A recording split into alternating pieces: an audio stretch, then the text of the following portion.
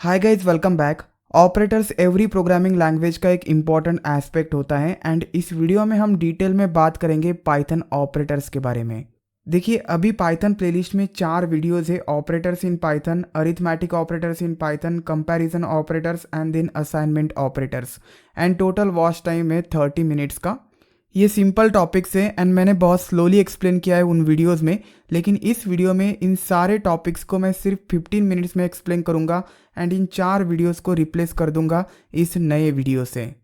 इससे लर्नर का टाइम भी बचेगा और उनको क्वालिटी भी मिलेगी। चलिए इस इंटरेस्टिंग वीडियो को स्टार्ट करते हैं। ऑपरेटर्स यानी सिंबल्स जिनका यूज़ किया जाता है to carry out operations on operands. Operands यानी वैल्यूज और data. Let's consider this example 2 + 3। So plus is an operator जो रिप्रेजेंट करता है एडिशन ऑपरेशन, एंड 2 and 3 जिनके ऊपर ऑपरेशन हो रहा है, दीज आर ऑपरेंड्स। पाइथन में बहुत सारे ऑपरेटर्स है। जब भी आप ऑपरेटर का यूज़ करते हैं ऑन ऑपरेंड्स तो इंटरनली मैजिक मेथड्स को कॉल जाता है। मैजिक मेथड्स जस्ट कोड होता है जो एग्जीक्यूट होता है to carry out some operation. ये कोड आपसे हिडन होता है, आप सिर्फ ऑपरेटर यूज़ करेंगे टू परफॉर्म ऑपरेशन, लेकिन बिहाइंड द सीन कुछ अलग कोड एग्जीक्यूट होगा जो आपको दिखेगा नहीं। ऐड करके एक मैजिक मेथड है जो एग्जीक्यूट होती है। इसके बारे में हम डिटेल में जानेंगे फ्यूचर वीडियोस में। Below types of operators are available in Python. First one is arithmetic operators, arithmetic operations perform करने के लिए। Then comparison operators, comparison करने के लिए Python objects के बीच में। Third one is assignment and compound operators. Fourth one is bitwise operators. Next one is logical operators. Python के पास कुछ स्पेशल ऑपरेटर्स है जो आपको अदर प्रोग्रामिंग लैंग्वेजेस में नहीं मिलेंगे। These operators includes membership operators, identity operators and walrus operator. इस video में हम बात करेंगे arithmetic, comparison, assignment and compound operators के बारे में। बिटवाइज एंड लॉजिकल ऑपरेटर्स के ऊपर मैंने अलग वीडियो बना के रखे, डिस्क्रिप्शन में आपको लिंक मिल जाएगा। फर्स्ट बात करते हैं अरिथमेटिक ऑपरेटर्स के बारे में। इन ऑपरेटर्स का यूज़ किया जाता है अरिथमेटिक ऑपरेशंस करने के लिए ऑन 2 और more operands. These are arithmetic operators: addition, subtraction, multiplication, division, remainder, floor division and exponentiation operator. चलिए एक एक ऑपरेटर का वर्किंग समझते हैं। कंसिडर मेरे पास 2 ऑपरेंड्स हैं 2 and 3। इनका मुझे एडिशन करना है। I will put plus operator in between them. इस एक्सप्रेशन को इवैल्यूएट किया जाएगा, जो भी रिजल्ट होगा वो हम प्रिंट कर सकते हैं by using print function. So print 2 + 3। Desktop पे example.py प्रेजेंट है। एक डायरेक्टरी में पीछे आता हूँ एंड इसे रन करता हूँ। py example.py, you can C 5। Similarly आप सब्ट्रैक्शन कर सकते हैं। मैं कॉपी करता हूँ एंड सिंबल चेंज करता हूँ विथ माइनस। देन मैं मल्टीप्लिकेशन भी करता हूँ by using asterisk symbol, and then will perform division also by using this /. Clear the screen and let's run it. You can see 5 for the addition, -1 for subtraction, 6 is the multiplication and 0.6666 this is the division. Remember, this is a division operator and division operator returns always a float value. So मैं यहाँ पे लिखता हूँ एक note, always returns float value, data loss avoid करने के लिए। Suppose मैं यहाँ पे 3 भी देता हूँ, इसके बाद भी मुझे 1.0 ही मिलेगा। It returns always float value even if the division is full. एक और इम्पॉर्टेंट बात, जब ऑपरेंड फ्लोट होता है तो रिजल्ट भी फ्लोट होगा। सपोज मैं यहाँ पे लिखता हूँ 2.0 एंड मल्टीप्लिकेशन के लिए भी 3.0 लिखता हूँ, तो एडिशन एंड मल्टीप्लिकेशन का जो रिजल्ट होगा आपको फ्लोट में मिलेगा। This is of type float 5.0 and 6.0. So any operand is float, the result will be float also. इस एक्सप्रेशन में 2 and 3 ऑपरेंड्स है। आप ऑपरेंड्स को वेरिएबल्स में भी स्टोर कर सकते हैं एंड देन वेरिएबल्स का यूज़ कर सकते हैं। सपोज मैं एक वेरिएबल क्रिएट करता हूँ num1, assign the value 2, num2, assign the value 3, and then instead of directly using values I can use variables num1 and num2। So जब मैं रन करूँगा तो मुझे 2 and 3 का एडिशन करके मिलेगा विच इज़ 5। सो जो भी वैल्यूज़ प्रेजेंट होगी इन वेरिएबल्स में उन वैल्यूज़ को इवैल्यूएट किया जाएगा, यूज़ किया जाएगा।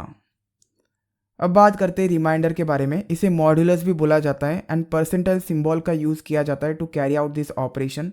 सपोज मैं प्रिंट करता हूँ num1 मॉड्यूलो ऑपरेटर num2। चलिए अब इसे रन करते हैं एंड रन करने के बाद you can C 1। So 10 and 3 का डिवीजन होगा, डिवीजन होने के बाद रिमाइंडर 1 मिलेगा, उस रिमाइंडर को ये ऑपरेटर रिटर्न करता है। सपोज एक भी ऑपरेंड फ्लोटिंग वैल्यू है तो रिजल्ट फ्लोट वैल्यू मिलेगा, यू कैन सी 1.0। अब बात करते हैं फ्लोअर डिवीजन के बारे में and this is the operator. Floor division operator का यूज़ किया जाता है डिवीजन करने के लिए, लेकिन ये एक कंप्लीट डिवीजन होता है। मैं आपको नॉर्मल डिवीजन पहले करके दिखाता हूँ।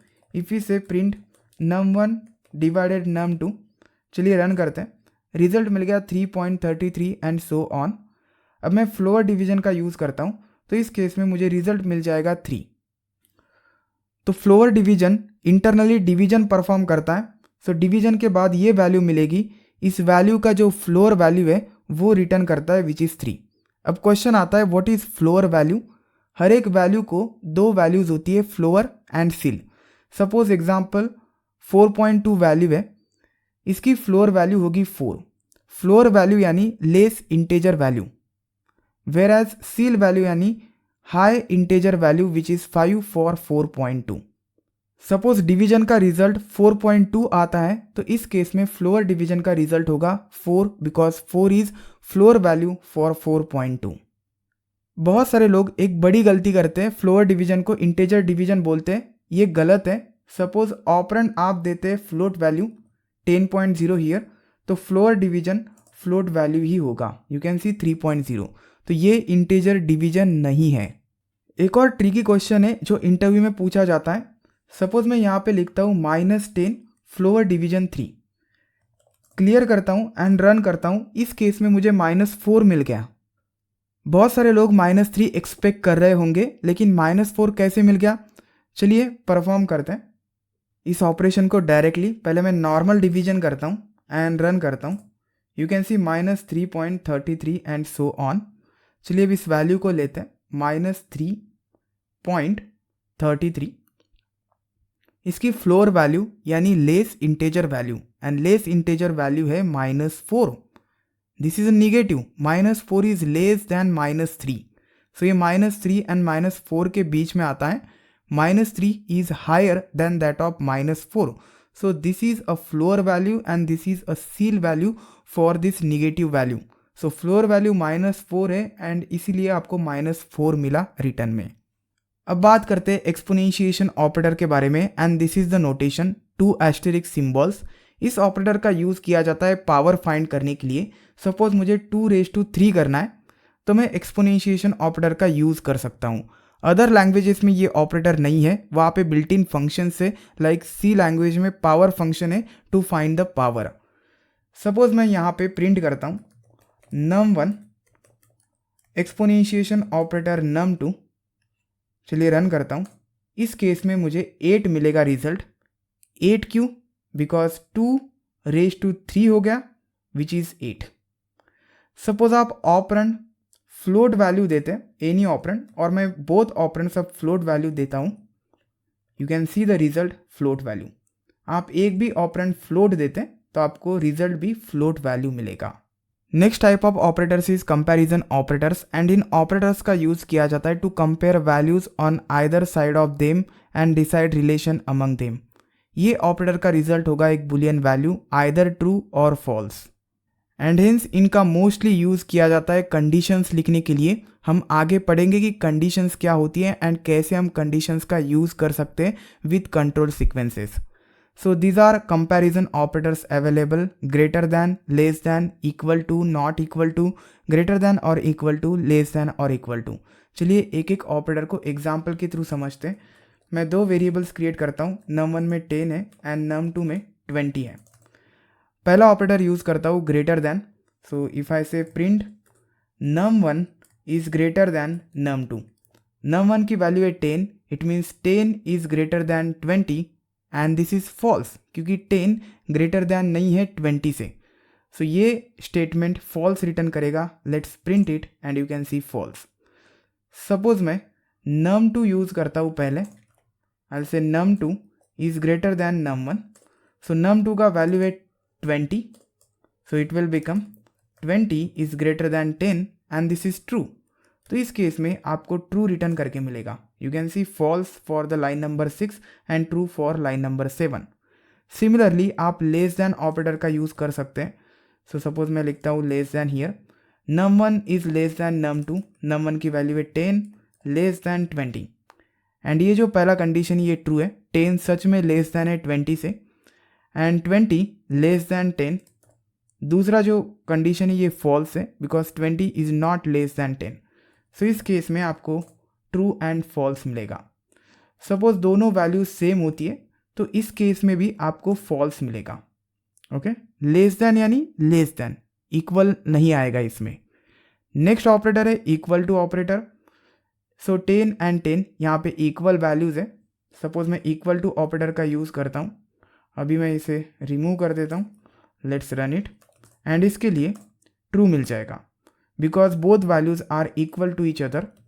10 इक्वल टू 20 होगा, अब इस केस में फॉल्स मिलेगा। इक्वल टू का अपोजिट होता है नॉट इक्वल टू। सपोज मैं नॉट इक्वल टू कर देता हूँ, num1 का वैल्यू 10 है, 10 not equal to 20 and it is true, तो इस केस में अब आपको ट्रू रिटर्न करके मिलेगा। सपोज मैं दोनों का वैल्यू सेम कर देता हूँ, अब not equal to false return करेगा because 10 not equal to 10, this is false. Run करने के बाद you can see false.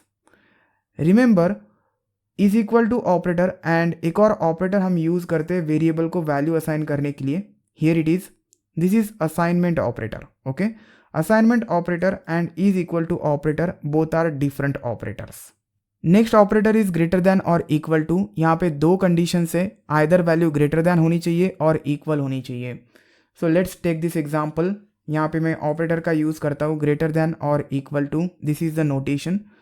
So 10 greater than नहीं है 10 से, लेकिन इक्वल ज़रूर है, तो इस केस में आपको ट्रू मिलेगा।